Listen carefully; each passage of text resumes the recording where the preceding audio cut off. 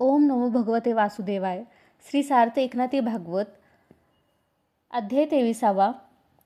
श्लोक 34चे निरूपण मी करत आहे. त्या दुष्टांनी त्या संन्याशाभोवती गराडा घातला आणि त्या छळण्याकरिता त्याच्या पायावर मस्तक ठेवू लागले. ह्यातील हेतू एवढाच की पायावर मस्तक ठेवून नमस्कार करावयाच्या निमित्ताने सर्वही जण त्याला शिवाशिव करतील. कोणी म्हणाले, हा म्हातारा संन्यासी आहे. कोणी म्हणाले, किती पावसाळे लोटले. कोणी म्हणाले, अहो तुमचा संप्रदाय कोणता, कोणत्या गुरुने तुमचे मुंडन केले. कोणी कोणाला खुणावू लागले की त्याचे मूळ गाव कोणते ते विचारा. कोणी म्हणाले, अरे ह्याच्या पाशी धनसंग्रह किती आहे ते विचारा.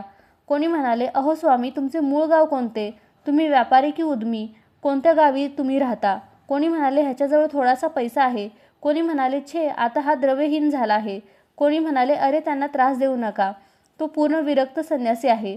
असे नाना प्रकारेने कुचेष्टेने छळीत असताही त्या संन्याशाला मुळीच त्रास वाटला नाही. तोंडावाटे एक शब्दही न काढता त्याने मौन धरिले.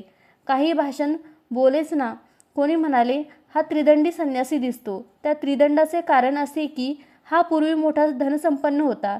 त्याने ते सारे द्रव्य हे दंड पोखरून त्यात भरले असेल, हेच त्रिदंडाचे कारण. कोणी म्हणाले, हजारो दोरे घालून ह्याने ही पहा केवढी मोठी गोधडी केली आहे. कोणी म्हणाले, अहो त्यात तोंडोतोंड धन भरून ठेवले आहे. कोणी म्हणाले, अहो ह्याचे तोंड काय पाहता, ह्याने सारे पाखंड मांडलेले आहे. अशा रीतीने त्याची अद्वा तद्वा निंदा चालली असताना एकाने त्याचा त्रिदंडच हिसकावून घेतला. एकाने कमंडलू पळविला, एकाने पवित्र आसन पळविले, एकाने रुद्राक्षाची माळ पळवली आणि एकाने काशाय वस्त्रच पळविले. एकजण म्हणाला, हा माझा रुनको आहे, येथे भला सापडला. असे म्हणून त्याने गोधडीला हात घातला आणि त्याने लंगोटीसह ती गोधडी नेली. ते दुर्जन अशा रीतीने छळ करीत असताही त्याचे मन डळमळले नाही. तो एकही शब्द बोलला नाही. त्याचे धैर्य क्षमेने परिपूर्ण भरलेले होते. तो मनात म्हणाला, जाणो आणि येणे ही दोन्ही केवळ प्रारब्धहीन आहेत. ह्यास्तव मागण्यासाठी गयावया न करता तो संन्यासी तेथून पुढे निघाला.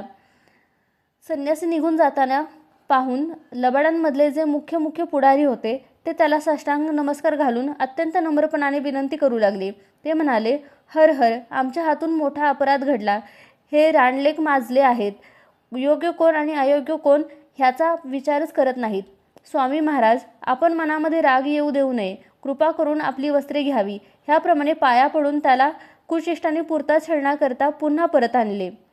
श्रीकृष्णार्पण वस्तू.